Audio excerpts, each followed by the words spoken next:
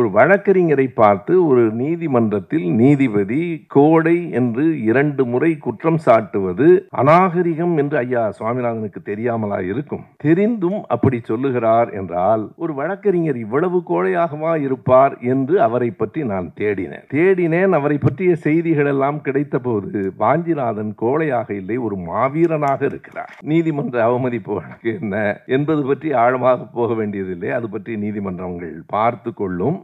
சரியாக சொன்னால் நாம் வாஞ்சிநாதனை வாழ்த்துவதற்கு நம் மீது நீதிமன்ற அவமதிப்பு வர முடியாது. யாரையும் வாழ்த்தினால் அது அவமதிப்பு ஆகாது. தான் உண்டு தன் தொழில் உண்டு என்று வாஞ்சிநாதன் இருந்ததில்லை. நான் பல கூட்டங்களில் சொல்லி இருக்கிறேன். எப்போதும் தான் உண்டு தன் வேலை உண்டு என்று இருப்பவர்கள் நல்லவர்கள் இல்லை, அவர்கள்தான் உலகத்தின் மிகப்பெரிய சுயநலவாதிகள். அனைத்து சாதியினரும் அர்ச்சகராகலாம் என்னும் குழுவை அமைத்ததிலேயே வாஞ்சிநாதனுக்கு பெரும் பங்கு உண்டு, அப்படித்தானே?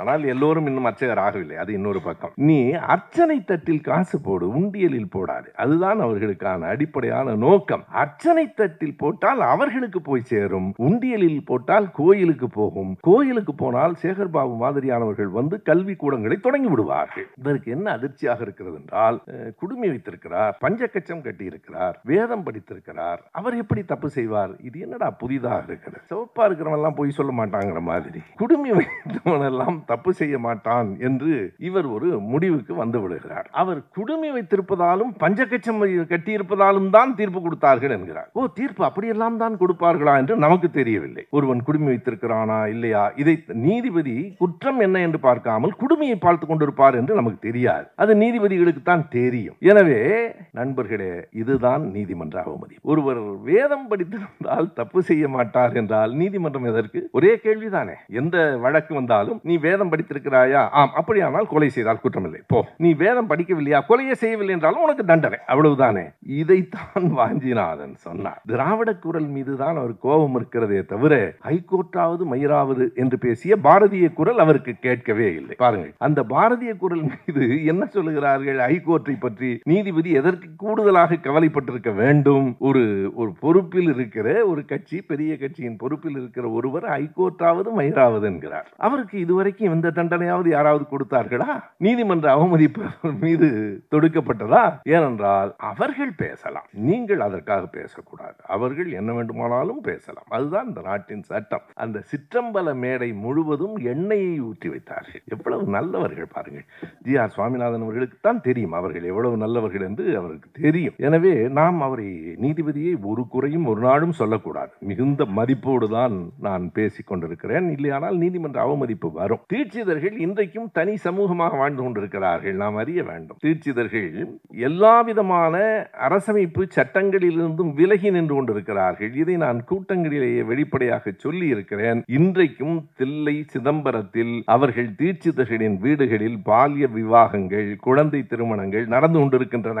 வேண்டுமென்றே தான் மறுபடியும் இந்த கூட்டத்தில் பதிவு செய்கிறேன். நம்முடைய நீதிபதி ஜி.ஆர். சுவாமிநாதன் போன்றவர்கள், இல்லை என்றால் ஐயா ஆனந்த் வெங்கடேஷ் நீதிபதி இருக்கிறார், பழையதையெல்லாம் தோண்டி எடுத்து வழக்கு போடுகிற, தானே முன்வந்து வழக்கு போடுகிற நீதிபதி ஆனந்த் வெங்கடேஷ் அவர்கள் இதை வழக்காக எடுத்துக்கொள்ள வாய்ப்பாக இருக்கும் என்பதற்காகத்தான் சொல்லுகிறேன். இப்போதும் அந்த தீட்சிதர்களின் வீடுகளில் பால்ய விவாகங்கள் நடைபெற்றுக் கொண்டிருக்கின்றன. அவர்கள் தங்களுக்கு என்று தனிச்சட்டம் வைத்திருக்கிறார்கள். மற்றவர்கள் எல்லாம் கோயிலுக்குள் கவனமாக இருக்க வேண்டும் என்கிறவர்கள் மாலை நேரங்களில் அவர்கள் கிரிக்கெட் விளையாடுகிற மைதானமாக கோயிலை பயன்படுத்திக் கொள்ளுகிறார்கள். கேட்டால் ஒரு நீதிபதி சொன்னார், கிரிக்கெட் விளையாடுவது தவறா என்று. கிரிக்கெட் விளையாடுவது தவறல்ல, கருவறைக்குள் கிரிக்கெட் விளையாடுவது அவ்வளவு பொருத்தமானது இல்லை. தொடர் அருள்மொழி தான் மிக சரியாக சொன்னார். இதில் நீதிபதி சுவாமிநாதன் அவர்களுக்கு ஏதேனும் உள்நோக்கம் இருக்கிறது என்று நினைக்கிறீர்களா என்று கேட்டார்கள். எந்த உள்நோக்கமும் இல்லை, எல்லாம் வெளிப்படையான நோக்கம் தான் என்றார். உள்நோக்கமே இல்லை, எல்லாம் வெளிப்படையான நோக்கம் தான். உள்நோக்கம் தான் கற்பிக்க கூடாது, வெளிப்படையான நோக்கத்தை சொல்லலாம் இல்லையா? இன்னொன்று சவுக்கு சங்கர் வழக்கு. சவுக்கு சங்கர் வழக்கு என்ன என்பதெல்லாம் எனக்கு கவலை இல்லை. நம்முடைய நீதிபதி சொல்கிறார், 2 பேர் எனக்கு வந்து அழுத்தம் கொடுத்தார்கள். அந்த மர்ம மனிதர்களை இன்று வரை அவர் அடையாளம் காட்டவில்லை. நீதியரசர் ஜி.ஆர். சுவாமிநாதன் அவர்களுக்கு ஒரு வேண்டுகோள், என் திராவிட குரலை நீங்கள் கொஞ்சம் பொறுத்து கொள்ள வேண்டும்.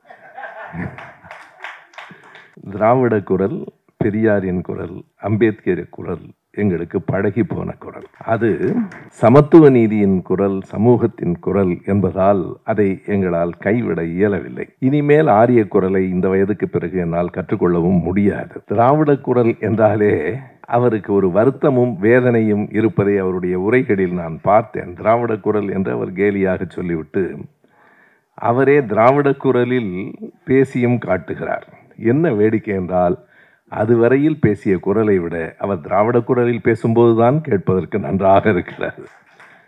அவர் அதை பழகிக்கொள்வது, தொடர்ந்து பழகிக்கொள்வது நல்லது என்கிற வேண்டுகோள்.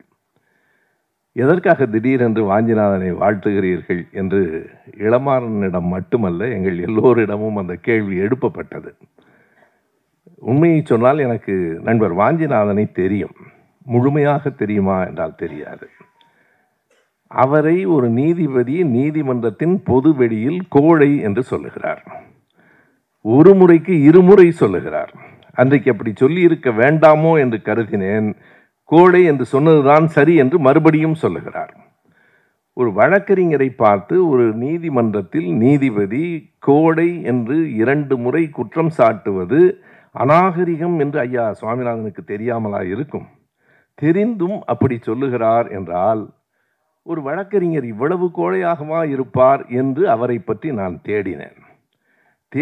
அவரை பற்றிய செய்திகள் எல்லாம் கிடைத்த போது வாஞ்சிநாதன் கோழையாக இல்லை, ஒரு மாவீரனாக இருக்கிறார்.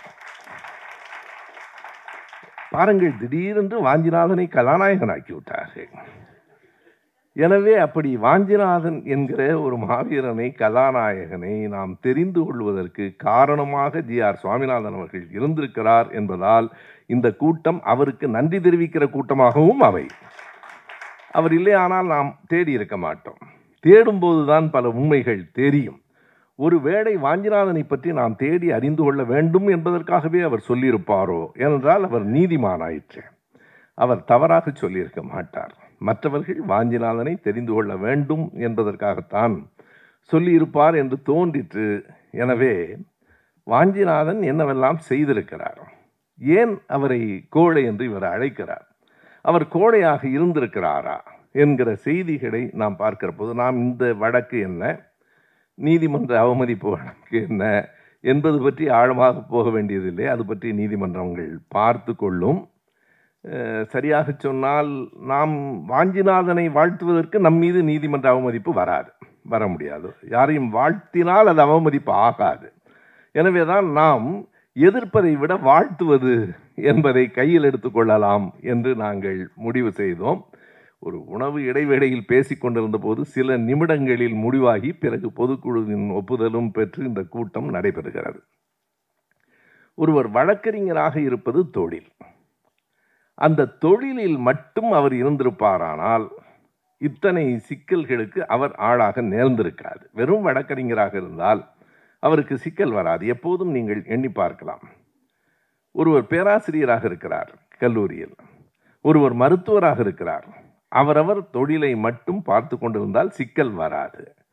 அதனை தாண்டி எப்போது சமூக ஒழுங்குகளில் அவர்கள் கவலை கொள்கிறார்களோ, ஒரு சமூகத்திற்காக குரல் கொடுக்கிறார்களோ, அப்போதுதான் அவர்களுக்கு எதிர்ப்பு வரும். இல்லையானால் ஒரு வழக்கறிஞர் தனியாக ஒரு நடைப்பயிற்சிக்கு போவது அவ்வளவு ஆபத்தா என்ன? அவர் சமூக நீதிக்கு குரல் கொடுப்பதால் இந்த சமூகத்தில் அது ஆபத்தாக கருதப்படுகிறது. தான் உண்டு, தன் தொழில் உண்டு என்று வாஞ்சிநாதன் இருந்ததில்லை. நான் பல கூட்டங்களில் சொல்லியிருக்கிறேன். எப்போதும் தான் உண்டு, தன் வேலை உண்டு என்று இருப்பவர்கள் நல்லவர்கள் இல்லை. அவர்கள்தான் உலகத்தின் மிகப்பெரிய சுயநலவாதிகள். நம்ம பல நேரங்களில் சொல்கிறோம், ரொம்ப நல்லவருங்க, தான் உண்டு அவர் நல்லவர் இல்லை. அது முதலில் அண்மையில் தான் நான் ஜார்ஜியா மாநிலத்தில் அமெரிக்காவில் அட்லாண்டா போயிருந்த போது மார்ட்டின் லூதர் கிங் ஜூனியரின் நினைவிடத்துக்கு போனேன். அங்கே உள்ளே நுழைகிற போதே எழுதி வைத்திருந்த அந்த வரிகள் இருக்கின்றனவே, இப்போதும் திரும்ப திரும்ப என் மூளைக்கு அந்த வரிகள் வந்து கொண்டே இருக்கின்றன. மார்ட்டின் லூதர் கிங் சொல்லுகிறார், எதிரிகளின் கூச்சலை விட நண்பர்களின் மௌனமே ஆபத்தானது. எதிரிகளின் கூச்சலை விட நண்பர்களின் மௌனமே ஆபத்தானது. எப்போதும் எதிர்க்கிறவர்கள், எதிர்க்கப்படுகிறவர்களுக்கு இடையில் வேடிக்கை பார்க்கிறவர்களின் எண்ணிக்கை தான் கூடுதலாக இருக்கிறது. ஒரு விளையாட்டு திடலில் கூட இந்த பக்கம் 11 பேர், அந்த பக்கம் 11 பேர் விளையாடுகிறார்கள். 1000 பேர் சுற்றி நின்று பார்த்து கொண்டிருக்கிறார்கள். சுற்றி நின்று பார்க்கிறவர்களுடைய ஆர்ப்பாட்டம் தான் விளையாட்டையே பல நேரங்களில் திசை மாற்றுகிறது. எந்த விதமான ஆர்ப்பரிப்பும் இல்லாமல் பல நேரங்களில் கூட்டங்களில் நாம் பார்க்கிறோம். எதிரில் 1000 பேர் இருந்தாலும் எந்த விதமான எதிர்வினையும் இல்லாமல் 1000 பேர் உட்கார்ந்திருந்தால் பேச்சு வராது. ஆகவே நண்பர்களின் மௌனம்தான் ஆபத்தானது என்று சொன்னது போல நாம் மௌனம் காக்க கூடாது. நண்பர்கள் சரியான நேரத்தில் குரல் கொடுக்க வேண்டும் என்பதற்காக வாஞ்சிநாதனை தேடி கண்டுபிடித்து தன் வேலையை மட்டும் அவர் செய்யாமல் சமூகத்தின் வேலையையும் தன் வேலையாக கருதி அவர் செய்திருக்கிறார் என்பதால் தான் இத்தனை குற்றச்சாட்டுகளுக்கு அவர் ஆளாகி இருக்கிறார். மிகச் சிலவற்றை மட்டும் நான் எடுத்து காட்டுகிறேன். அவர் தொடர்ச்சியாக தன்னுடைய வாழ்நாள் முழுவதும் மக்கள் பணிகளில் தன்னை அர்ப்பணித்துக் கொண்டிருக்கிறார். மீண்டும் மீண்டும் எனக்கு மகிழ்ச்சியாக இருக்கிறது. இவ்வளவு தூரம் வாஞ்சிநாதனை பற்றி தெளிவாக அறிந்து கொள்வதற்கு நீதிபதி தான் நமக்கு உதவுகிறார். எவ்வளவு தூரம் என்றால் எண்ணி பாருங்கள். கொக்கோ கோலா எதிர்ப்பு போராட்டம் 2006 திருநெல்வேலியிலே தொடங்குகிற போது இன்றைக்கு கொக்கோ கோலா என்பது அது ஒரு சுற்றுச்சூழலை பாதிக்கிறது, உடல் நலத்தை கெடுக்கிறது என்று அதற்கு சில தடைகளெல்லாம் கொண்டு வரப்பட்டது. அதற்கு காரணமாக இருந்த போராட்ட குழுவில் வாஞ்சிநாதன் ஒரு பெரும் பங்கு வகித்திருக்கிறார் என்பது முதலில். பிறகு எல்லோருக்கும் தெரியும், நம்முடைய ஆறுமுகசாமி என்று சொன்னாலே அனைவருக்கும் தெரியும். தில்லையிலே அவர் அந்த சிற்றம்பல மேடையிலே நின்று தேவாரம் தான் பாட விரும்பினார். அவர் ஒன்றும் கடவுள் மறுப்பு பாடவில்லை. அவர் பெரியாரின் கருத்துக்களை சொல்லுவதற்காக தில்லை கோயிலுக்குள் போகவில்லை. தில்லை கோயிலில் சிற்றம்பல மேடையில் நின்று அவர் தேவாரம் பாட விரும்பிய போது தேவாரம் பாடக்கூடாது என்று எதிர்த்தவர்கள் அந்த கோயிலின் உள்ளே இருந்தார்கள். அவர்கள் தீட்சிதர்கள்.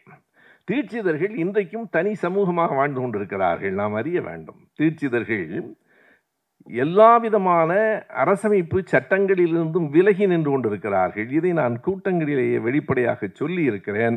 இன்றைக்கும் தில்லை சிதம்பரத்தில் அவர்கள் தீட்சிதர்களின் வீடுகளில் பால்ய விவாகங்கள், குழந்தை திருமணங்கள் நடந்து கொண்டிருக்கின்றன. வேண்டுமென்றேதான் மறுபடியும் இந்த கூட்டத்தில் பதிவு செய்கிறேன். நம்முடைய நீதிபதி GR சுவாமிநாதன் போன்றவர்கள், இல்லை என்றால் ஐயா ஆனந்த் வெங்கடேஷ் நீதிபதி இருக்கிறார். பழையதையெல்லாம் தோண்டி எடுத்து வழக்கு போடுகிற, தானே முன்வந்து வழக்கு போடுகிற நீதிபதி ஆனந்த் வெங்கடேஷ் அவர்கள் இதை வழக்காக எடுத்துக்கொள்ள வாய்ப்பாக இருக்கும் என்பதற்காகத்தான் சொல்லுகிறேன். இப்போதும் அந்த தீட்சிதர்களின் வீடுகளில் பால்ய விவாகங்கள் நடைபெற்று கொண்டிருக்கின்றன. அவர்கள் தங்களுக்கென்று தனிச்சட்டம் வைத்திருக்கிறார்கள். மற்றவர்களெல்லாம் கோயிலுக்குள் கவனமாக இருக்க வேண்டும் என்கிறவர்கள் மாலை நேரங்களில் அவர்கள் கிரிக்கெட் விளையாடுகிற மைதானமாக கோயிலை பயன்படுத்திக் கொள்ளுகிறார்கள். கேட்டால் ஒரு நீதிபதி சொன்னார், கிரிக்கெட் விளையாடுவது தவறா என்று. கிரிக்கெட் விளையாடுவது தவறல்ல, கருவறைக்குள் கிரிக்கெட் விளையாடுவது அவ்வளவு பொருத்தமானது இல்லை. அவர்கள் வெளியில் வந்து விளையாடுவதில் நமக்கு என்ன சிக்கல் இருக்கிறது? எனவே கிரிக்கெட் விளையாடுவதிலேயே பெரும்பாலும் அவள் தான் இருக்கிறார்கள் என்பது ஒரு பக்கம் இருக்கட்டும். எப்போதும் அதை வைத்தே தமிழில் ஒரு படமே வந்தது. அந்த விளையாட்டில் பெரும்பாலும் அவர்கள் தான் இருக்கிறார்கள். அதற்கு ஒரு காரணத்தை நம்முடைய திருச்சியில் இருக்கிற கவிஞர் நந்தலாலா தான் சொல்லுவார். அவர்கள் கிரிக்கெட் விளையாட்டை தேர்ந்தெடுப்பதற்குள் ஒரு நுட்பமான காரணம் இருக்கிறது. கபடி என்றால் ஒருவரை ஒருவர் தொட்டு விளையாட வேண்டும். கிரிக்கெட்டில் தொடுகிற வேலையே கிடையாது. பந்து வீசுகிறவன் எங்கேயோ இருப்பான், அடிக்கிறவன் எங்கேயோ இருப்பான். ஒருவரை ஒருவர் தொட வேண்டிய அந்த தேவையே இல்லாத விளையாட்டு பாருங்கள். கபடியை விளையாட சொல்லுங்க, கபடியில் நம்மவன் தான் இருப்பான். நீங்கள் பெரும்பாலும் எண்ணி பார்த்தால், ஏனென்றால் கபடி ஒருவரை ஒருவர் தொட்டு விளையாடுகிற விளையாட்டு மட்டுமல்ல, உடல் வலிமை சார்ந்த விளையாட்டு. நீங்கள் வீணை தான் வாசிப்பார்கள், அவர்கள் நாதஸ்வரம் வாசிக்க மாட்டார்கள். நாதஸ்வரம் வாசிப்பது அத்தனை எளிதானது அன்று. அடி நாவிலே இருந்து குரல் எழுப்பி வாசிக்க வேண்டியது. எனவே அவர்கள் விளையாட்டானாலும் எல்லாவற்றிலும் மிக கவனமாக இருக்கிறவர்கள், இருந்துவிட்டு போகட்டும். எனவே அந்த தில்லையிலே தேவாரத்தை பாடக்கூடாது என்று தடுத்தார். அதை எதிர்த்து அவர் பாடுகிற போது நமக்கு நினைவிருக்கிறது, 2000 ஆண்டு மே மாதம் 8ஆம் தேதி அவரை தீட்சிதர்கள் தூக்கி எறிந்த போது அந்த முதியவரின் கை உடைந்து போய்விட்டது. இதுதான் உண்மையாக நடந்தது. அதற்கு பிறகு மறுபடியும் அது ஒரு இயக்கமாக தொடங்கிற்று. அந்த இயக்கத்தின் பெயர் என்ன? மனித உரிமை பாதுகாப்பு மையம். அந்த மையத்தின் மிகப்பெரிய பொறுப்பை வகித்தவர் நம்முடைய தோழர் வாஞ்சிநாதன். விருத்தாச்சலத்தில் இருக்கிற வழக்கறிஞர் ராஜு அதற்கு தலைமை ஏற்றவர். இன்றைக்கு அதில் இருக்கிறார்கள். அந்த போராட்டத்திலே கலந்து கொண்டவர்கள் நம் தோழர்கள் இருக்கிறார்கள். மருதையன் இருக்கிறார். எல்லோரும் அந்த போராட்டத்திலே கலந்து கொண்டவர்கள்.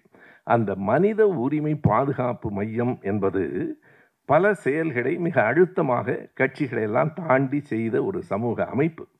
அந்த அமைப்பிலே தான் அன்றைக்கு மறுபடியும் அந்த அனுமதி பெற்று ஆறுமுகசாமி அவர்களை அழைத்து கொண்டு போகிற போது, நீங்கள் அந்த படம் இருக்கிறது, தொலைக்காட்சியில எல்லாம் வந்திருக்கிறது. மறுபடியும் நாம் கவனித்த போதுதான் ஆறுமுகசாமிக்கு அப்போது ஏறத்தாழ 85 வயதை கடந்துவிட்ட நிலையில் அவரை 2 பேர் ஏறத்தாழ கைத்தாங்கலாக அழைத்து கொண்டல்ல, தூக்கி கொண்டு போகிறார்கள். தூக்கி கொண்டு போகிறவர்களில் ஒருவர் வாஞ்சிநாதனாக இருக்கிறார். அந்த காட்சியை நான் பார்த்தேன். ரெங்கநாதன் நம்முடைய அவரை அப்படி சொல்ல அர்ச்சகர் ரங்கநாதன்னா எல்லாருக்கும் முதல் வரிசையிலேயே இருக்கிறார். அவர்களின் அர்ச்சகரினுடைய அனைத்து சாதியினரும் அர்ச்சகராகலாம் என்னும் குழுவை அமைத்ததிலேயே வாஞ்சிநாதனுக்கு பெரும் பங்கு உண்டு. அப்படித்தானே சார்? ஆனால் எல்லோரும் இன்னும் அர்ச்சகர் ஆகவில்லை. அது இன்னொரு பக்கம். அதை அத்தனை எளிதில் விட்டு விட மாட்டார்கள். இப்போதும் நடந்து கொண்டிருக்கிற அந்த செய்தி, அந்த கை தாங்கலாக அவரை ஆறுமுகசாமியை அழைத்து கொண்டு போன போது அமைதியான தீட்சிதர்கள் என்ன செய்தார்கள் என்றால், அந்த சிற்றம்பல மேடை முழுவதும் எண்ணெயை ஊற்றி வைத்தார்கள். எவ்வளவு நல்லவர்கள் பாருங்கள். ஜி.ஆர். சுவாமிநாதன் அவர்களுக்குத்தான் தெரியும் அவர்கள் எவ்வளவு நல்லவர்கள் என்று அவருக்கு தெரியும். எனவே நாம் அவரை, நீதிபதியை ஒரு குறையும் ஒரு நாளும் சொல்லக்கூடாது. மிகுந்த மதிப்போடு தான் நான் பேசி கொண்டிருக்கிறேன். இல்லையானால் நீதிமன்ற அவமதிப்பு வரும். அந்த எண்ணெயை ஊற்றிவிட்டு தங்கள் உடம்பிலும் முழுக்க எண்ணெய் பூசியிருந்தார்கள். அது நேரடியாக பார்த்தவருக்கு தெரியும். ஏனென்றால் யாரும் பிடிக்கவும் முடியாது இல்லையா? எனவே உடம்பிலும் எண்ணெய் பூசி, அவர்கள் வாழ்க்கை முழுவதும் எண்ணெய் தான் பூசி கொண்டிருக்கிறார்கள். எப்போதும் எந்த இடத்திலும் பிடிபட்டு விடாமல் இருப்பதில் அவர்களுக்கு இயல்பான ஒரு பயிற்சி இருக்கிறது, வேறு ஒன்றும் அல்ல. எனவே எண்ணெயை தடவி கொண்டு அந்த திணையிலும் முழுக்க எண்ணெயை தடவி விட்டு அத்தனை கொடூரமாக என்னவெல்லாம் ஆயிற்றென்றால், எம்ஜிஆரினுடைய காலத்திலேயே நான் சொல்லுகிறேன், எதற்காக அந்த நிர்வாக அதிகாரி ஈஓ என்கிற ஒருவர் நியமிக்கப்பட்டார்? எம்ஜிஆரினுடைய இறுதி காலம். என்ன காரணம் சொல்லப்பட்டது? 2 செய்திகளை நாம் நினைவு கூற வேண்டும். இதையெல்லாம் நீதியரசர் அவர்கள் கவனத்துக்கும் நாம் கொண்டு போக வேண்டும். எதற்காக ஈஓ நியமித்தார்கள் என்றால், ஒரு பெரிய குற்றச்சாட்டு தீட்சிதர்களின் மீது வந்தது. ஒரு நகை காணாமல் போன போது இந்த கோயில் குருக்கள்கள் இவர்கள்தான் நகையை கொள்ளையடித்தார்கள் என்று இன்னொரு விதமான குருக்கள்கள் புகார் கொடுத்தார்கள். அவர்களுக்கு அதில் பங்கு போய் சேரவில்லை. எனவே இல்லை, அவர்கள் நேர்மையானவர்கள். அவர்களுக்கு போய் சேராத ஒரு ஆதங்கத்தால் அந்த குற்றச்சாட்டில் தான் ஒரு நிர்வாக அதிகாரி, அதுவும் நான் எதற்கு இதை குறிப்பிடுகிறேன் என்றால், அப்போதுதான் முதலாக உண்டியல் வைக்கப்படுகிறது. உண்டியலில் என்ன செய்தார்கள் என்றால், உண்டியலுக்குள்ளும் எண்ணெய் ஊற்றினார்கள். இவர்கள் எண்ணெயை எப்போதும் கையில் வைத்திருப்பார்கள் போல இருக்கிறது. எல்லா இடத்திலும் எண்ணெயை ஊற்றி விடுவது. நீ அர்ச்சனை தட்டில் காசு போடு, உண்டியலில் போடாது. அதுதான் அவர்களுக்கான அடிப்படையான நோக்கம். அர்ச்சனை தட்டில் போட்டால் அவர்களுக்கு போய் சேரும், உண்டியலில் போட்டால் கோயிலுக்கு போகும். கோயிலுக்கு போனால் சேகர்பாபு மாதிரியானவர்கள் வந்து கல்வி கூடங்களை தொடங்கி விடுவார்கள். அவர்கள் என்ன என்றால், நம்முடைய திராவிட மாடல் அரசை பற்றியெல்லாம் அவர்கள் முன்கூட்டியே அறிந்து வைத்திருக்கிறார்கள். இவர்கள் வந்தால் கோயில் பணத்தை மக்களுக்கு செலவழிக்கலாமா? மக்களுடையது தானே கோயில். இவர்கள் கோயில் தங்களுடையது என்று கருதுகிறார்கள். இதுதான் அவர்களுக்கு நமக்கும் இருக்கிற அடிப்படையான வேறுபாடு. நாம் எப்போதோ நம்முடைய தலைவர் எழுதிவிட்டார், கோயில் கூடாது என்பதல்ல, கோயில் கொள்ளைக்காரர்களின் கூடாரமாக ஆகக்கூடாது. அவருக்கு 52லேயே புரிந்திருக்கிறது பாருங்கள். 1952 அந்த வசனம் எல்லாம் எழுதுகிற போது கலைஞருக்கு வெறும் 28 வயது. 28 வயதில் 82 வயதுக்காரருக்கான முதுமையோடு அவர் எழுதினார். 82 வயதில் இளைஞன் என்கிற படத்துக்கு கதை வசனம் எழுதினார். அதுதான் கலைஞர். ஆகையினாலே அப்படி அந்த உண்டியலிலும் எண்ணெய் ஊற்றினார்கள். இது போக இந்த அறநிலையத்துறை என்று தொடங்கப்பட்டதே எதற்காக? அறநிலையத்துறை என்பதே நாம் முடிவு செய்து தொடங்கவில்லை. அந்த வரலாற்றை நாம் படித்தால் நமக்கு தெரியும். 2 பேர் மிக தெளிவாக விரிவாக எழுதியிருக்கிறார்கள். முரசொலி மாறனவர்கள் தொட்டு சென்றிருக்கிறார். அதை விரிவாக எழுதியிருக்கிறவர்கள் அண்ணன் திருநாவுக்கரசு அவர்களும் நம் பேராசிரியர் நம்பி ஆரூரன் அவர்களும். நம்பி ஆரூரன் அந்த சான்றுகளோடு எழுதியிருக்கிறார். 1917 சைவ ரட்சண சபை என்கிற ஒரு பக்திமான்களின் கூட்டம்தான் கோயில் கொள்ளையடிக்கப்படுகிறது. ஒரு குறிப்பிட்டவர்களின் கைகளில் கோயில்கள் சிக்கி இருக்கின்றன. எனவே அரசு அதனை எடுத்துக்கொள்ள வேண்டும் என்று சொன்னவர்கள் முதலில் அவர்கள்தான். அங்கிருந்துதான் அது வருகிறது. அதைத்தான் நீதி கட்சி எடுத்துக்கொள்ளுகிறது. இந்த குரல் எல்லாம் நம்முடைய நீதிபதி அவர்களின் காதுகளில் விழவில்லை. இது பற்றி அவருக்கு கவலை இல்லை. திராவிட குரல் மீது தான் அவர் கோபம் இருக்கிறதே தவிர ஹைகோர்ட்டாவது மயிராவது என்று பேசிய பாரதிய குரல் அவருக்கு கேட்கவே இல்லை. பாருங்கள், அந்த பாரதிய குரல் மீது என்ன சொல்லுகிறார்கள்? ஹைகோர்ட்டை பற்றி நீதிபதி எதற்கு கூடுதலாக கவலைப்பட்டிருக்க வேண்டும்? ஒரு ஒரு பொறுப்பில் இருக்கிற ஒரு கட்சி, பெரிய கட்சியின் பொறுப்பில் இருக்கிற ஒருவர் ஹைகோர்ட்டாவது மயிராவது என்கிறார். அவருக்கு இதுவரைக்கும் எந்த தண்டனையாவது யாராவது கொடுத்தார்களா? நீதிமன்ற அவமதிப்பு மீது தொடுக்கப்பட்டதா? ஏனென்றால் அவர்கள் பேசலாம், நீங்கள் அதற்காக பேசக்கூடாது. அவர்கள் என்ன வேண்டுமானாலும் பேசலாம். அதுதான் இந்த நாட்டின் சட்டம். எனவே அறநிலையத்துறை என்பதே அவர்களிடமிருந்து, பக்திமான்களிடமிருந்து வந்த கோரிக்கையை ஏற்றுக்கொண்டு செய்யப்பட்டதுதான். எனவே ஆறுமுகசாமியினுடைய வழக்கு என்பது இன்றைக்கும் பக்திமான்களுக்கு இடையிலேயே அவர்கள் வெறுமனே கடவுள் மறுப்பாளர்களை எதிர்க்கிறவர்கள் இல்லை, கடவுள் நம்பிக்கை உடையவர்களையும் சாதி பார்த்து அதனை முடிவு செய்கிறவர்கள். ஏன் ஆறுமுகசாமிக்கு தேவாரம் தெரியும்? ஆறுமுகசாமி சிதம்பரத்துக்கு பக்கத்திலே இருக்கிற அந்த ஒரு சிற்றூரில் தான் வசித்து இல்லறத்தை துறந்து துறவரத்தில் வாழ்ந்து சைவத்திற்காகவே தன்னை அர்ப்பணித்து கொண்டார். ஆனால் அவரை இவர்கள் ஏன் ஏற்கவில்லை? அதுதான் அடிப்படையான காரணம். அவர்கள் எந்த ஒன்றிலும் இந்த நாட்டிலேயே நீங்கள் எண்ணி பார்க்கலாம், இந்த நாட்டில் எல்லாவற்றையும் சாதிதான் தீர்மானிக்கிறது, அனைத்தையும் சாதிதான் தீர்மானிக்கிறது. நான் நீதிபதி அவர்களினுடைய கூற்றுக்கு பின்னால் வருகிற நமக்கு, நான் 2.5 மாதம் வெளிநாட்டிலே இருந்தேன், பிள்ளைகளை பார்க்க போயிருந்தேன், நீங்கள் அறிவீர்கள். அங்கே அந்த கலாச்சாரம் முற்றுமே சரியானது என்றெல்லாம் சொல்ல முடியாது. எல்லா பண்பாட்டிலும் குறைகளும் உண்டு, நிறைகளும் உண்டு. நான் அங்கு பார்த்த ஒரு நிறைவான பண்பாட்டு கூரை இன்று காலை நம்முடைய கலைஞர் தொலைக்காட்சியிலே நான் சொல்லியிருந்தேன். என்ன என்றால், அங்கே மற்ற வாய்ப்பு வசதிகளெல்லாம் இருக்கின்றன, மருத்துவ வசதி மிக கடினமாக இருக்கிறது. நாங்கள் கொண்டு போன பெட்டி தொலைந்து போயிற்று. அதிலே என்னுடைய இனிப்பு நீருக்கான மாத்திரைகள் இருந்தன, அவையும் தொலைந்து போயிற்று. மாத்திரைகளை வாங்கவே முடியவில்லை. காய்ச்சலை தவிர வேறு எந்த மாத்திரைக்கும் அந்த மருந்து கடையிலிருந்து நான் மாத்திரை வாங்க முடியாது. மருத்துவருக்கு போக வேண்டும். மருத்துவர் 20 நாளைக்கு பிறகு உங்களுக்கு நேரம் கொடுப்பார். அதற்குள் நோய் தீர்ந்து போகும் அல்லது நானே தீர்ந்து போய்விடுவேன். அதற்கு பிறகுதான் இங்கே கொடுப்பார்கள். ஒரு ஒரு மருந்து சீட். நம்முடைய நாடு சில செய்திகளில் மிகவும் வசதியானது. நாம் இங்கே கேன்சருக்கே மாத்திரை வாங்கி விடலாம், மருந்து கடையிலேயே வாங்கலாம், எந்த மருத்துவரையும் பார்க்க வேண்டியதில்லை, எதற்கும் மருந்து வாங்கலாம். அங்கே வாங்க முடியவில்லை.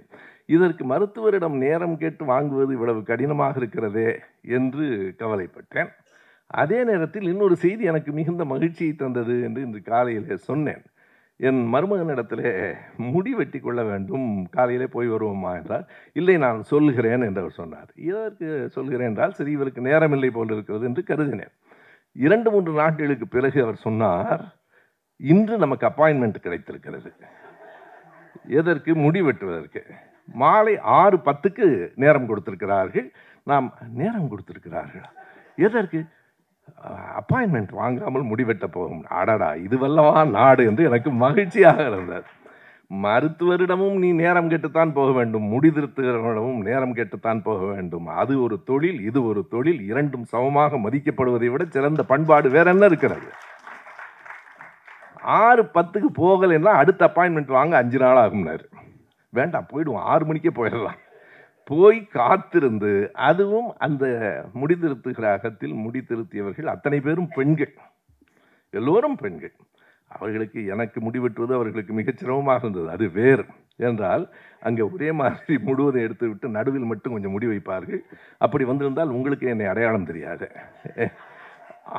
ஆனால் அவருக்கு விளங்க வைப்பது, ஏனென்றால் நான் பேசுகிற ஆங்கிலம் அவருக்கு புரியவில்லை, அவர் பேசுகிற ஆங்கிலம் எனக்கு புரியவில்லை. ஒரு மாதிரியாக தப்பித்து வந்தேன். முடிவெட்டுவதையும் சாதியாக பார்க்கிற சமூகத்தில் நாம் வாழ்கிறோம். முடிவெட்டுகிறவன் ஒரு சாதி, பிணம் இருக்கிறவன் ஒரு சாதி என்று சாதியில் அழிந்து கொண்டிருக்கிற சமூகத்தில் சாதி இல்லை, எல்லாம் தொழில் என்று கருதுகிற அந்த முடிவெட்டி கொண்டிருந்த பெண்களில் ஒருவர் அந்த ஊரில் இருக்கிற பெரிய மருத்துவரின் மகள் என்பது அடுத்த செய்தி. பெரிய நமக்கு கனடாவிலே என் பேத்தி இந்த செஃப் என்று சொல்லுகிற அந்த சமையலுக்கான படிப்பை படித்து கொண்டிருக்கிறார். அந்த கல்லூரியை பார்க்க வேண்டும். பட்டம் வாங்குகிற போது நானும் என் மனைவியும் போயிருந்தோம். அந்த இடத்தை பார்க்கிற போது பக்கத்து இல்லை இல்லை தாத்தா நீ அது வேற கல்லூரி என்றார். அது என்ன கல்லூரி என்று கேட்டேன். இது சமைப்பதற்கான கல்லூரி, அது முடிதிருத்தத்தை கற்றுக் கொடுக்கிற கல்லூரி, அதற்கும் கல்லூரி இருக்கிறது. எனவே எல்லாம் படிப்பு, எல்லாம் சமூகத்தில் சமமானது என்கிற நிலை கொண்டு வர வேண்டும் என்று நாம் விரும்புகிறோம். சாமிநாதன் நீதிபதி அவர்கள் கோபித்துக் கொள்கிறார். நாம் என்ன செய்வது? அவர் அடையாளத்தை அதை வைத்துக் கொண்டு பல தீர்ப்புகளை சொல்லுகிறார். போகட்டும், நம்முடைய மறுபடி வாஞ்சிநாதனுக்கு வந்து விடலாம். வாஞ்சிநாதன் ஆறுமுகசாமியில இருந்து வந்தால் அவர்தான் சமச்சீர் கல்விக்காக நடந்த போராட்டத்தில், ஜெயலலிதாவை எதிர்த்து நடந்த போராட்டத்தில் 2011 உசிலம்பட்டியில் மக்களோடு நின்று போராடி கைது செய்யப்பட்டவர் நம்முடைய வாஞ்சிநாதன் அவர்கள். வாஞ்சிநாதனை நாம் பொழுது போகாமல் வாழ்த்தவில்லை. வாஞ்சிநாதன் மீது நமக்கு இருக்கிற அன்பு, அவரை பற்றி தேடுகிற போதுதான் நமக்கு கிடைக்கிறது. சமச்சீர் கல்விக்காக நாம் எவ்வளவு போராடினோம். தலைவர் கலைஞர் அவர்கள் சமச்சீர் கல்வி வந்தபோது எவ்வளவு மகிழ்ச்சி அடைந்தார் என்பது எனக்கு தெரியும். இன்றைக்கு தமிழ்நாடு முழுவதும் அதனை திமுக கொண்டாடியது. அந்த போராட்டங்களில் ஈடுபட்டவர்களில், அந்த குழுவிற்கு தலைமை வகித்தவர்களில் நம்முடைய தோழர் வாஞ்சிநாதனும் ஒருவர். எல்லாவற்றையும் தாண்டி மிகப்பெரிய செய்தியாக அவர் செய்த ஒன்றை நாம் சொல்ல வேண்டும். இந்த தாது மணல் கொள்ளையடிக்கப்படுகிறது. தமிழ்நாடு முழுவதும் தாது மணல் கொள்ளையடிக்கப்படுகிறது. அதனை வாஞ்சிநாதன் என்ன செய்தார் என்றால், அவரும் அவருடைய குழுவினரும் அவர்கள் அறியாமல் உள்ளே போய் படம் எடுத்து, சாதாரணமல்ல, உயிரை பணயம் வைத்து செய்த காரியம். உள்ளே போய் அதை படம் எடுத்து அதனை கொண்டு வந்து உண்மை அறியும் குழு முதலில் அவர்கள்தான், அவர்கள் தந்த அந்த அறிக்கையை தான் இந்து ஏடு ஒரு பக்கம் வெளியிட்டது. இவையெல்லாம் வாஞ்சிநாதனை பற்றி சொல்லுவதற்கு நமக்கு ஒரு வாய்ப்பு கிடைக்கிறது. பாருங்கள், எவ்வளவு பெரிய வாய்ப்பை நீதிபதி நமக்கு கொடுக்கிறார். எனவே தாது மணல், இன்றைக்கு கூட சிலர் இருக்கிறார்கள், எல்லாவற்றையும் கடுமையாக பேசுவார்கள், தாது மணல் பற்றி பேச மாட்டார்கள். ஏனென்றால் அதுக்கு சாதி எல்லாம் காரணம் இல்லை. அப்படியெல்லாம் சொல்லாதீர்கள். சிலர் அப்படி சொல்லுகிறார்கள், எனக்கு தெரியவில்லை. ஆனால் தாது மணல் அள்ளுகிறவர்கள் யார்? அவர்கள் எந்த சமூகத்தை சார்ந்தவர்கள்? இங்கே பேசுகிறவர்கள் திராவிட மாடல் அரசு என்ன செய்துவிட்டது என்று கேட்கிறவர்கள் அதை பற்றி ஒரு நாளும் பேச மாட்டார்கள். ஆனால் வாஞ்சிநாதன் அந்த உண்மை அறியும் குழுவில் உயிரை பணயம் வைத்து உள்ளே சென்று எல்லாவற்றையும் கண்டுபிடித்து வெளியே கொண்டு வந்தவர்களில் ஒருவர் வாஞ்சிநாதன் என்பதற்கு நாம் ஒரு கையொலி எழுப்பி அவருக்கு நம்முடைய வாழ்த்துக்களை தெரிவிக்கலாம். பிறகு நாம் எல்லோரும் அறிவோம், அந்த ஸ்டெர்லைட் ஆலை, தூத்துக்குடி ஸ்டெர்லைட் ஆலையில முதலில் ஒரு கிராம மக்களோடு சேர்ந்து ஒரு குழுவை அமைத்து ஒரு விழிப்புணர்ச்சியை ஏற்படுத்தி, இந்த ஸ்டெர்லைட் என்பது முழுக்க முழுக்க சுற்றுச்சூழலுக்கு எதிரானது என்பதை அதை மக்களிடத்திலே கொண்டு வந்து நிறுத்தியவர்களில் வாஞ்சிநாதனுக்கு ஒரு பெரிய இடம் உண்டு. இன்னும் ஒரு செய்தியை நான் சொல்ல வேண்டும், உறுதிப்படுத்தப்படாத செய்திதான். 2023 மே 22 அவர் அந்த இடத்திற்கு கொஞ்சம் காலதாமதமாக சென்றதால் உயிர் பிழைத்தார். அதற்கு பிறகு மற்றவைகளை நீங்கள் புரிந்து கொள்ளுங்கள். அன்றைக்கு துப்பாக்கி சூடு என்றால் எப்படி நடக்கும், ஸ்டெர்லைட் ஆலையிலே துப்பாக்கி சூடு எப்படி நடந்தது என்பதை நாம் அறிய வேண்டும். எப்போதும் துப்பாக்கி சூடு என்றால் அதை பரவலாகத்தான் சுடுவார்களே தவிர ஆள் பார்த்து இதுவரையில் சுட்டதில்லை. அப்படி கொல்லப்பட்ட 13 பேரில் 14ஆவதாக ஒருவர் இருந்திருக்க வேண்டும். அவர்கள் கணக்கில் அந்த 14ஆவதாக இல்லாமல் சற்று காலந்தாழ்ந்து போனதால் உயிர் பிழைத்தவர் தான் நம்முடைய வாஞ்சிநாதன். ஏனென்றால் அந்த ஸ்டெர்லைட் போராட்ட குழுவில் அவர் ஒரு முழுமையான பங்கு வகித்தார். அவர்கள் மக்களை ஒருங்கு திரட்டுவதில் இப்போதுதான் ஒரு கேள்வி வருகிறது. இவையெல்லாம் ஒரு வழக்கறிஞரின் வேலை இல்லை. வழக்கறிஞரின் வேலை யாருக்காவது பிணை ஜாமீன் எடுத்து கொடுப்பதே தவிர அந்த இடத்திலே போய் நின்று மக்களுக்காக போராடுவது ஒரு வழக்கறிஞரின் வேலை இல்லை. அதையெல்லாம் வாஞ்சிநாதன் செய்தார். எனவே எதை இதன் மூலமாக தெரிகிறது என்றால், வாஞ்சிநாதனை ஒரு கோழை என்று அவர் சொன்னது இத்தனை நிறுவனங்களால் அது பொய் என்று ஆகிறது. பொய் என்று ஆக வேண்டும் என்பதற்காகத்தான் நீதிபதி சொல்லியிருக்கிறார். கோடை என்று சொன்னால் தானே நீங்கள் இதையெல்லாம் வெளியில் சொல்லுவீர்கள். தேடி பிடித்து வாஞ்சிநாதன் மீது அவருக்கு ஒரு பெரிய அன்பு இருக்கிறது என்று நமக்கு தெரிகிறது நண்பர்களே. எனவே வாஞ்சிநாதன் புகழை பரப்புவதற்காகவே நம்முடைய நீதிபதி அவர்கள் திறந்த வெளி நீதிமன்றத்திலே கோழை என்று சொல்லியிருக்கிறார். அவர் ஒரு நாளும் கோழையாக இருந்ததில்லை. வாழ்நாள் முழுவதும் வாஞ்சிநாதன் வீரனாகத்தான் இருந்திருக்கிறார். எனக்கு கூட அந்த வாஞ்சிநாதன் மீது எப்போதும் நமக்கு பற்றுதல் இல்லை. இந்த வாஞ்சிநாதன் மீது ஒரு பற்றுதல் வருகிறது. நான் அதை தலைப்பை சொல்லுகிற போதே சொன்னேன். வாழ்த்துவோம் மாவீரன் வாஞ்சிநாதனை என்றால் வேறு மாதிரி நினைத்துக் கொள்ளப் போகிறார்கள். வழக்கறிஞர் வாஞ்சிநாதனை என்று கவனமாக போட்டு விடுங்கள். ஏனென்றால் நமக்கு அந்த வாஞ்சிநாதன் மீது பல கருத்து வேறுபாடுகள் உண்டு. அந்த வாஞ்சிநாதன் அல்ல. நம்முடைய சலபதி அவர்களுக்கு நன்றி சொல்ல வேண்டும். ஆஷ் துறை பற்றி அவர் தந்திருக்கிற அந்த ஆய்வுகள் மிக அருமையானவை. ஆஷ் துறை எந்த அளவுக்கு சமூக மாற்றங்களில் ஈடுபாடு கொண்டிருந்தார், எதனால் ஒரு தாழ்த்தப்பட்ட அல்லது அன்றைய சொல்லாக அதை நான் குறிப்பிடுகிறேன், பட்டியல் இனத்தை சார்ந்த ஒருவரின் பிணத்தை இந்த தெருவில் எடுத்துக்கொண்டு போகக்கூடாது என்று சொன்னதை மாற்றி எடுத்துக்கொண்டு போகலாம், நான் காவல்துறையினுடைய அனுமதி தருகிறேன் என்று சொன்னவர்தான் ஆஷ் துரை. ஆஷ் துரை கொல்லப்பட்டதற்கு பின்னால் சமூக வரலாறு இருக்கிறது. அதனாலே தான் அவர் மீது ஏன் அவர்களுக்கு அவ்வளவு கோபம் வந்தது என்றால், அந்த பட்டியல் இனத்தை சார்ந்த ஒருவரின் பிணத்தை அந்த தெருவில் அக்ரஹாரத்தில் எடுத்துக்கொண்டு போவதற்கு அனுமதி தந்தவர் ஆஷ் துரை. எனவே அந்த வாஞ்சிநாதன் அல்ல, இந்த வாஞ்சிநாதனைத்தான் நாம் சொல்லுகிறோம். இந்த இடத்தில் நாம் நம்முடைய மதிப்பிற்குரிய நீதிபதி அவர்களுக்கும் சில கோரிக்கைகளை வைக்க வேண்டியிருக்கிறது. என்ன என்றால், அடிப்படையாக ஒரு வழக்கு, அவரே சொன்ன வழக்கு, அந்த வழக்கு இங்கே பேசுகிற போது நம்முடைய இளமாறன் அதை குறிப்பிட்டு சொன்னார். ஒரு விபத்து, அந்த விபத்தில் ஏற்பட்ட ஒரு மரணம். நான் அதை கொலை என்று சொல்லவில்லை, விபத்தில் ஏற்பட்ட மரணம். அதை என்ன நடந்தது அவர் சொல்கிறார் என்றால், ஒரு சகோதரி அந்த காரை ஓட்டி கொண்டு போனார். அமெரிக்காவில் இருந்து வந்திருக்கிறவர். அமெரிக்காவில் இருந்து வருகிறவர்கள் இந்தியாவில் கார் கொஞ்சம் ஓட்டாமல் இருப்பது நல்லது, வேறு எந்த காரணமும் இல்லை. நான் நேரடியாக பார்த்த காரணத்தை வைத்து சொல்லுகிறேன். இங்கே கீப் லெஃப்ட் என்பது தான் நம்முடைய பழக்கம். அவர்கள் வலது பாதையிலே தான் போகிறார்கள். வலது பாதையிலே போகிற போது வாஷிங்டன் சில்வா இருக்கிறார், அவருக்கு தெரியும். வலது பாதையிலே போகிறார்கள். நம்முடைய வள்ளுவர் கோட்டத்துக்கு எதிரே திரும்புகிற போது ஒரு பலகை இருக்கும், நீங்கள் பாருங்கள். மிக அழகான ஒரு தொடர் ஆங்கிலத்தில் எழுதியிருப்பார்கள், லெஃப்ட் இஸ் ரைட்னு எழுதியிருப்பார்கள். நம்ம நாட்டை பொறுத்தளவு லெஃப்ட் இஸ் ரைட், பொதுவாகவே லெஃப்ட் இஸ் ரைட் என்பதுதான் நம்முடைய கருத்து. அவர்கள் எழுதியிருக்கிற லெஃப்ட் எது என்று எனக்கு தெரியாது, நான் சொல்லுகிற லெஃப்ட் எது என்று உங்களுக்கு தெரியும். லெஃப்ட் இஸ் ரைட் என்பதுதான் சரி. ஆனால் அங்கே ரைட் இஸ் ரைட், லெஃப்ட் அல்ல. எனவே அந்த பாதைகள் மாறும். அந்த தேநீர் கடையிலே தேநீர் குடித்து கொண்டிருந்த ஒருவர் மீது அந்த கார் மோதியது.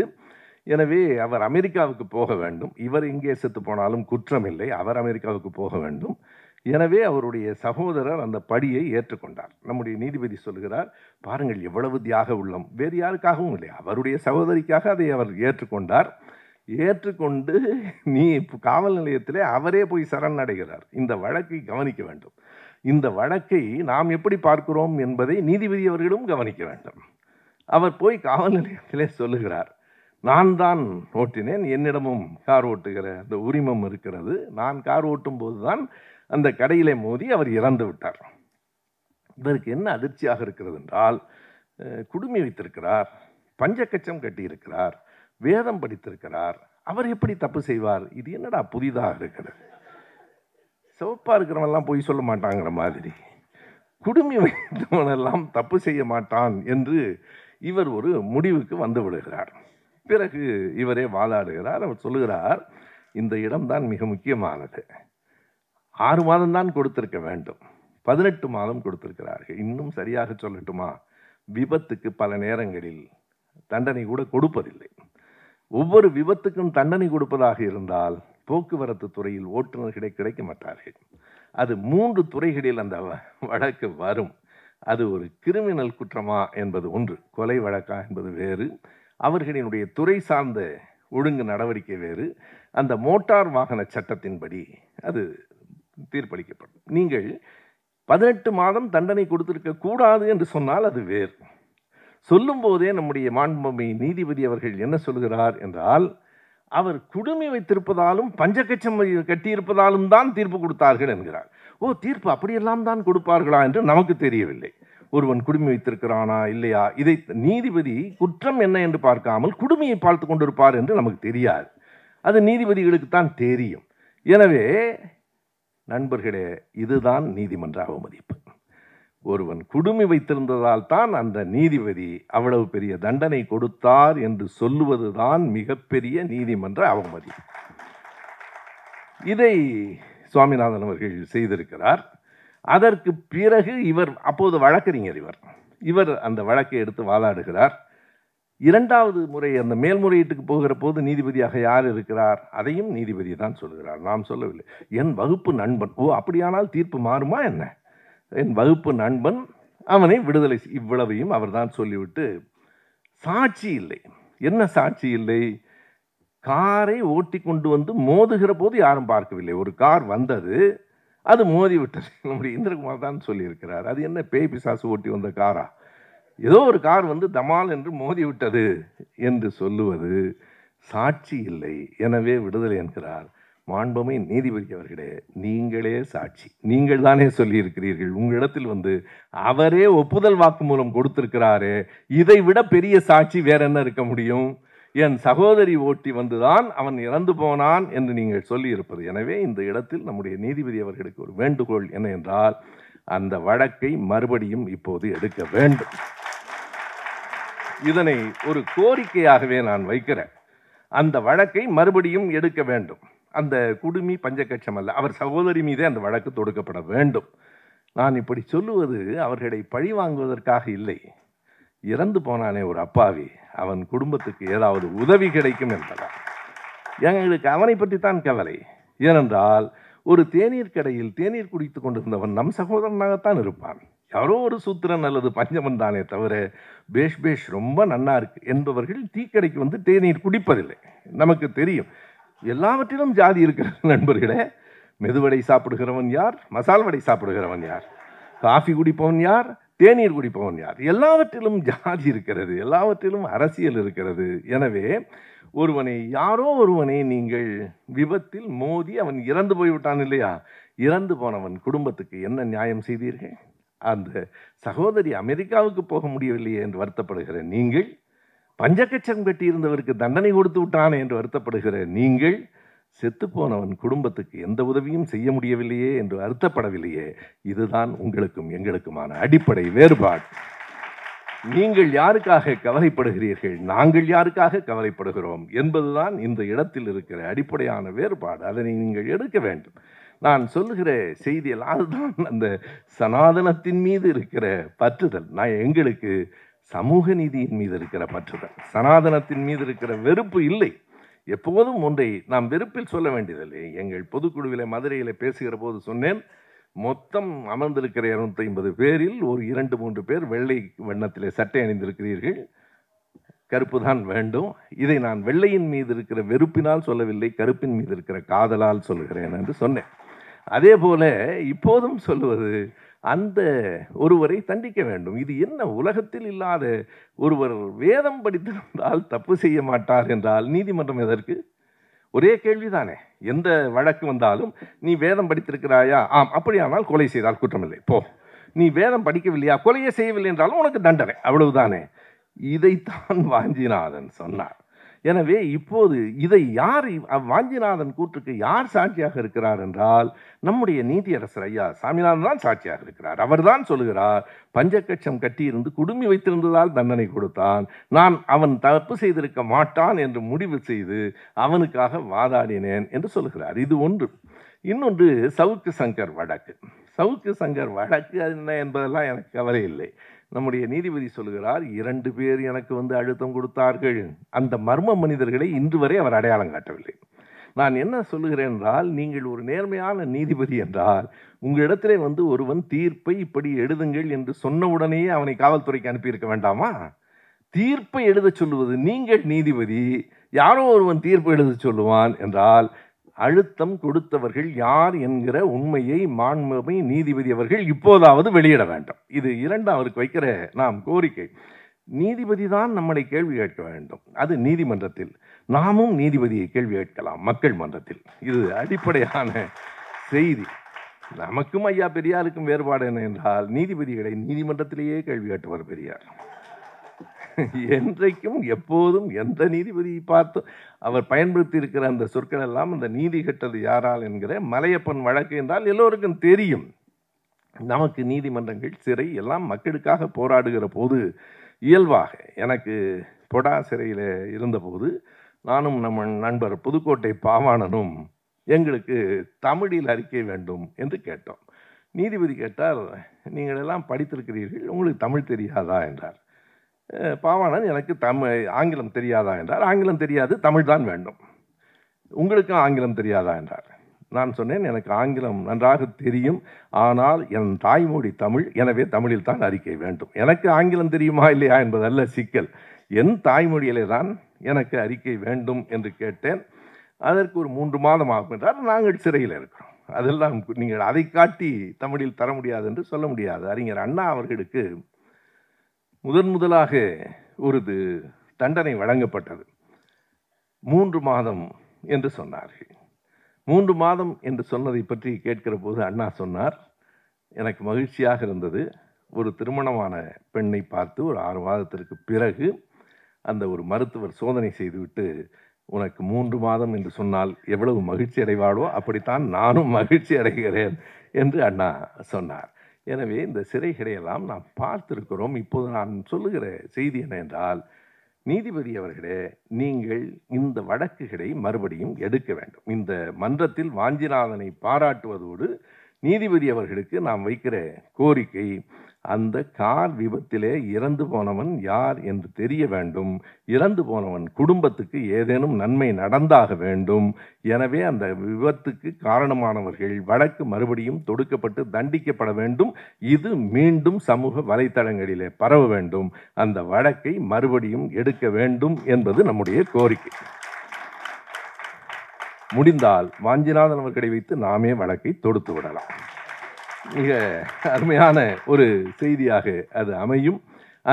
இப்போது சுவாமிநாதன் அவர்களுக்கு ஒரு கவலை வரலாம். எதையோ சொல்ல போய் ஏதோ ஒரு வழக்கு மறுபடியும் கிளம்புகிறது. அதுவும் வேதம் படித்தவன் மீது ஒரு வழக்கு வரப்போகிறது.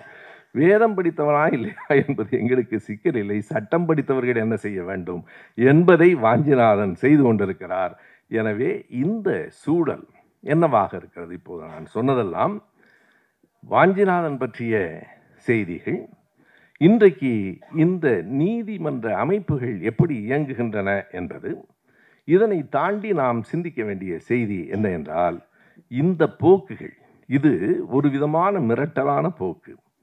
நீதிபதியாக இருக்கிறவர் அவர் மீது உள்நோக்கம் கற்பித்தால் காரணம் சொல்ல வேண்டும் என்றுதான் சொல்லுகிறதே தவிர தீர்ப்பை விமர்சிக்கவே கூடாது என்று சொல்ல முடியாது. வாஞ்சிநாதனே ஒரு உச்சநீதிமன்ற தீர்ப்பை எரித்து அதற்காக சிறைக்கு போனவர் தான்.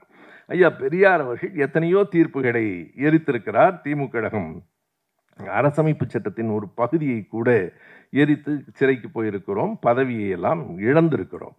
ஆனால் எதுவுமே பேச முடியாது. தோழர் அருள்மொழி தான் மிக சரியாக சொன்னார்.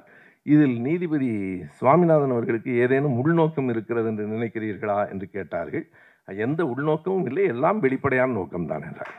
உள்நோக்கமே இல்லை, எல்லாம் வெளிப்படையான நோக்கம்தான். உள்நோக்கம்தான் கற்பிக்கக்கூடாது, வெளிப்படையான நோக்கத்தை சொல்லலாம் இல்லையா? வெளிப்படையான நோக்கம் அவர்களினுடைய ஒவ்வொரு அசைவிலிருந்தும் ஒவ்வொரு பேச்சிலிருந்தும் வருகிறது. நேற்றைக்கு மதுரை தொடர்வண்டி நிலையத்தில் இறங்குகிற போது திடீரென்று ஒரு நண்பரை சந்தித்தோம். அதே ரயிலில் இன்னொரு வண்டியில் வந்திருக்கிறார். எல்லோரும் இவ்வளவு கருப்பு சட்டை கூடியிருக்கிறதே என்று அவர் பார்த்தார். அது மகிழ்ச்சியாக அல்ல, ஒரு வருத்தத்தோடு தான் பார்த்திருப்பார். இவ்வளவு கருப்பு சட்டை இருக்கிறது என்று. பிறகு நடுவில் நான் இருந்தேன். ஓ அண்ணன் நீங்கள் நிற்கிறீங்களான்ட்டு வந்தார். அவர் வேறு யாரும் இல்லை, நம்ம நண்பர் ரங்கராஜ் பாண்டே தான். ரங்கராஜ் பாண்டே என்று நான் சொல்லுகிறேன். நீதிபதி சுவாமிநாதன் எப்படி சொல்லுவார் தெரியுமா? பாண்டேஜி என்பார். கவனியுங்கள். ஏனென்றால் எதற்காக, யார், எதனால் அவர் பாண்டேஜி ஆகிறார், நாம் பாண்டியன் ஆகிறோம். இந்த ரெண்டுக்கும் இருக்கிற வேறுபாடுகள். நாம் சாதி பற்றி பேசவில்லை, அவர் எப்படி சொல்லுவார் என்பதற்காக நான் சொல்லுகிறேன். அதில் நண்பர் பாண்டியன் இடத்துல ஒரு கேள்வி கேட்டார். அந்த வண்டி 5:15 மணிக்கு மதுரைக்கு போய் சேருகிறது. நான் 5 மணிக்கு 1 நிமிட செய்தியை அனுப்பிவிட்டேன். நம்மவர்கள் படிக்கவில்லை. அவர் அண்ணா 5 மணிக்கே செய்தி வந்தது, ரயில்லேருந்தே அனுப்பிட்டீங்களா? படிச்சுட்டேன்னாரு. பாருங்க எவ்வளவு கவனமா இருக்காங்க. அவர்கள் இப்போதும் படிக்கிறார்கள், அதுதான் முக்கியமானது. நாம் அனுப்பினாலும் படிக்கிறார்கள் இல்லையா? நம்மை அவர்கள் படிக்கவில்லை, கவனிக்கிறார்கள். குறித்து கொள்ளுங்கள், நம்மை அவர்கள் கவனிக்கிறார்கள். எனவேதான் அதனை பாண்டேஜி என்று சுவாமிநாதன் அழைக்கிறார். எனவே வாஞ்சிநாதனை கோடை என்று சொல்லுகிறார். நீங்கள் கவனத்தில் வைக்க வேண்டும். வாஞ்சிநாதன் அவர்களை பார்த்து, உங்களுக்கு கண்ணு தெரியலையா? அரவிந்த் ஹாஸ்பிட்டலுக்கு அழைச்சிட்டு போன நீதிபதிக்கு எவ்வளவு வேலை இருக்கிறது பாருங்க. கண்ணு தெரியாதவர்களை எல்லாம் அரவிந்த் ஆஸ்பத்திரிக்கு அழைத்து கொண்டு போய் அரவிந்த் ஆஸ்பத்திரிக்கு அழைத்து கொண்டு போக வேண்டுமா என்று எனக்கு என்ன தோன்றிட்டு என்றால், கேள்வியை இவர் காலந்தாழ்ந்து கேட்கிறார். இந்த கேள்வியை அவர் யாரிடத்தில் கேட்டிருக்க வேண்டும், மறந்து விட்டார் போல இருக்கிறது. அந்த கார் விபத்தில் போய் மோதி விட்டார்கள் இல்லையா? கண் தெரியவில்லையா உங்களுக்கு? கார்ல போய் மோதிட்டீங்களே, அரவிந்த் மருத்துவமனைக்கு அழைத்து கொண்டு போக வேண்டுமா என்று அப்போது கேட்க மறந்துவிட்ட கேள்வியை நினைவு வைத்துக் கொண்டு வாஞ்சிநாதனை பார்த்து, நீங்கள் நீதிபதியை தவறாக கருதக்கூடாது, மறந்துவிட்ட கேள்வி அன்றைக்கு கேட்டிருக்க வேண்டும். கண்ணு தெரியலையான்னு அவனையெல்லாம் கேட்கணும். வண்டி ஓட்டிட்டு வந்து தேநீர் குடிச்சுக்கிட்டு இருந்த ஒருத்தன் மேலே மோதனவனை பார்த்து, உனக்கு கண்ணு தெரியலையா, அரவிந்த் ஹாஸ்பிட்டலுக்கு அன்னைக்கே அவனை கூட்டு போயிருக்கணும். அதை விட்டுட்டு வாஞ்சிநாதனை பார்த்து கேட்கிறாரே என்றால், இங்கே எல்லாம் எந்த அடிப்படையில் தீர்மானிக்கப்படுகிறது? எந்த அடிப்படையில்? நாங்கள் ஒன்றை சொல்லுகிறோம், பொதுமக்கள் என்ற அடிப்படையில் சொல்கிறோம், நீதிமன்றங்களின் மீது வைத்திருக்கிற கடைசி நம்பிக்கையை இழக்க வைத்து விடாதீர்கள்.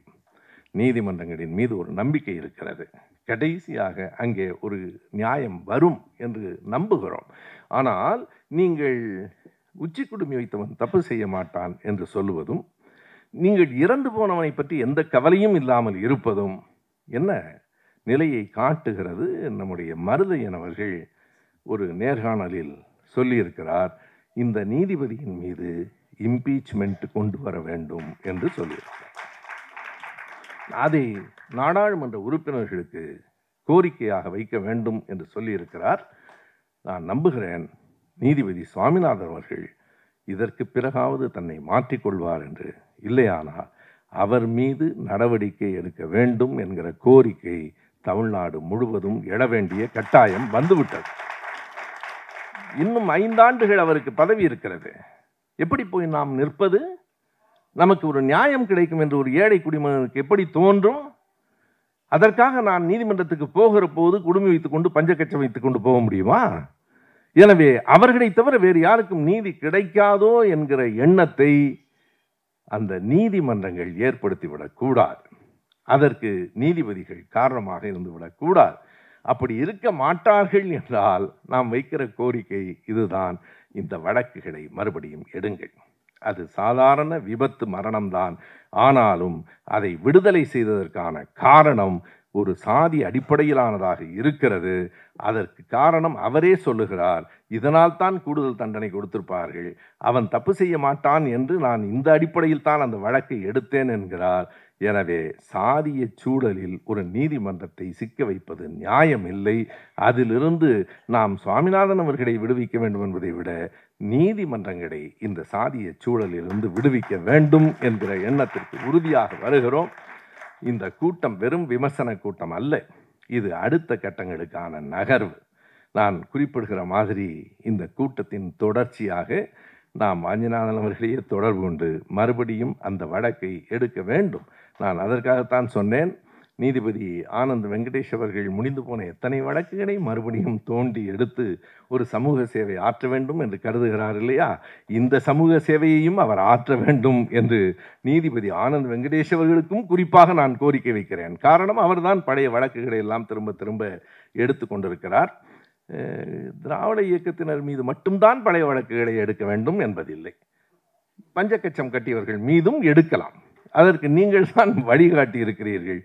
இனி நாங்கள் தொடர்ந்து நீங்கள் செய்வதை அப்படியே கேட்டுக்கொண்டிருக்க முடியாது. மக்கள் மன்றம் எழும், நியாயங்களுக்காக கோரிக்கை தரும். நீங்கள் பார்க்கலாம், இன்றைக்கு தமிழ்நாடு முழுவதும் இது ஒரு நீதிபதிக்கும் ஒரு வழக்கறிஞருக்கும் இடையில் நடந்திருந்த வெறும் பிரச்சனை என்று சொன்னால் தமிழ்நாட்டில் இத்தனை பெரிய எழுச்சி வந்திருக்குமா? இத்தனை வழக்கறிஞர்கள் ஆர்ப்பாட்டம் நடத்தியிருப்பார்களா? எனவே இது 2 தனிப்பட்ட மனிதர்களுக்கு இடையிலான சிக்கல் இல்லை, 2 கருத்தியல்களுக்கு இடையிலான சிக்கல், 2 கொள்கைகளுக்கு இடையிலான சிக்கல், சனாதனத்துக்கும் சமூக நீதிக்கும் இடையிலான சிக்கல். எனவே இதனை தனி மனிதர்களின் சிக்கலாக பார்க்க முடியாது, இதனை கையில் எடுக்க வேண்டும். மீண்டும் இந்த வழக்குகள் நடத்தப்பட வேண்டும்.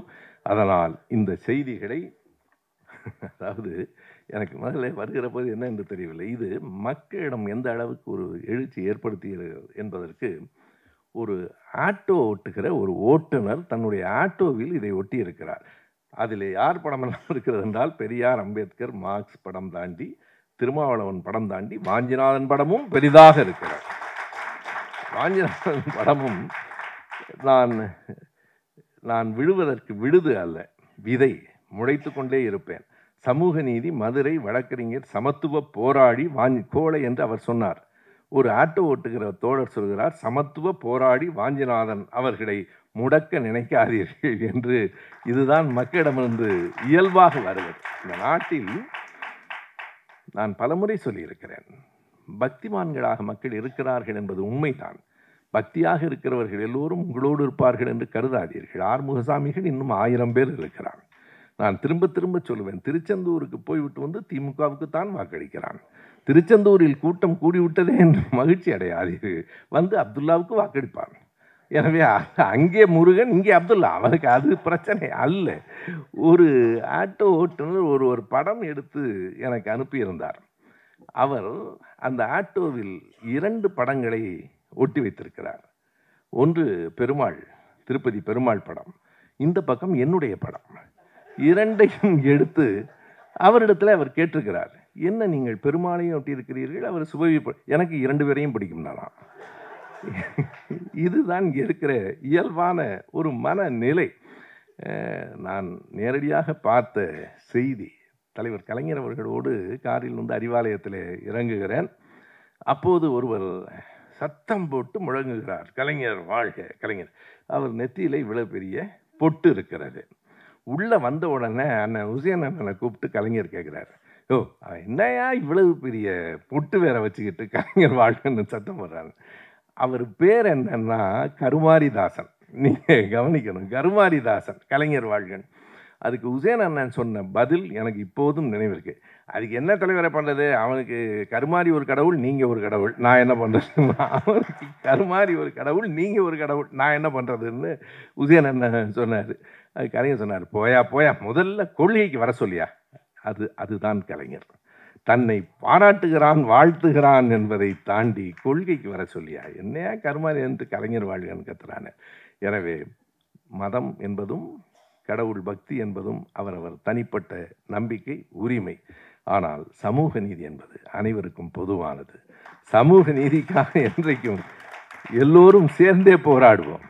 நாங்கள் திராவிட இயக்க தமிழர் பேரவை போதாதுன்னு ஏன் திராவிட நட்பு கழகம் வச்சுருக்கோம்னா, நம்மகிட்ட வர்றவன் கடைசியாக ஒரே ஒரு செய்தியில் விலகி போகிறான், கடவுள் நம்பிக்கை உண்டு, என்ன செய்கிறது. சரி, பக்கத்தில் ஒரு கம்பார்ட்மெண்ட்டை உருவாக்கி இதே ரயிலில் வா, அந்த கம்பார்ட்மெண்ட்டில் ஏறிக்க, வேறு வழி இல்லை. ஏன்னா அவனை ரயிலை விட்டு இறக்க முடியல, வேணும். சமூக நீதிக்கு சேர்ந்து தான் போராட வேண்டியிருக்கு, ஒன்றாவும் போக முடியல. அதை ஒன்றா யாராவது திருநீர் வச்சுக்கிட்டு கையில் கயிறு கட்டிட்டு வந்தால் உமா வந்து அவரை எப்படி சேர்த்திங்கன்னு கேட்கும். வேண்டாம், அது சிங்கராயத்தை தள்ளி விட்டுருங்க, அடுத்த கம்பார்ட்மெண்ட்டுக்கு போகட்டும். யாரையும் இழந்து விட வேண்டாம். நமக்கு சமூக நீதியை நோக்கம், சமூக நீதியை அடிப்படை, சமூக நீதிக்காகவே போராடுகிறோம். நாம் வழக்கறிஞராக இருந்தாலும், நீதிபதியாக இருந்தாலும், அமைச்சராக இருந்தாலும் சாதி பார்த்து செயல்பட மாட்டோம். நான் யாரும் செயல்படுறாங்கன்னு சொல்லலை, கவனிச்சுங்க. அது சொன்னா தானே அவமதிப்பு. நாங்கள் எப்போதும் சாதி பார்த்து செயல்பட மாட்டோம். சமூக நீதியே நம் கோட்பாடு, சமூக நீதியே நம் நோக்கம். அதனால் தான் சமூக நீதியை, சமத்துவத்தை ஏற்றுக்கொள்ளுகிற நாம் நம்மை திராவிட தமிழர்கள் என்கிறோம். இதை சொல்லி முடிச்சா தான் சில பேருக்கு வயிறு எரியும். எப்போதும் அது அடங்கிராம பார்த்துக்கணும். அப்பப்போ நம்ம என்ன பொய்யா சொல்கிறோம், காமராஜர் இறந்ததுக்கு அண்ணா தான் அழுதாருன்னு அதிகமாக அப்படியா சொல்கிறோம். நம்ம இப்போ சொல்லியிருக்காரு, காமராஜர் கட்டின பள்ளிக்கூடத்தில் தான் அப்துல் கலாம் படித்தாருன்னு. அப்துல் கலாம் முடித்து கல்லூரியில் படிச்சுட்டார் காமராஜர் ஆட்சிக்கு வரும்போது. என்ன வேண்டுமானாலும் பொய் சொல்லலாம். இந்த நீதிபதி அவர்களுக்கு கூட நான் என்ன சொன்னேன்னா, திராவிட குரலுக்கு நீங்க வருத்தப்படாதீங்க. திராவிடத்தை திட்டுறதுக்குன்னே சில பேரை நேர்ந்து விட்டுருக்கிறாங்க. அதுக்கு வேற எந்த வேலையும் இல்லை, எங்களை திட்டுறது தான். அது திட்டத்தை நான் பார்த்துக்கிறோம். நீங்கள் நீதிபதியாக இருங்கள். நன்றி, வணக்கம்.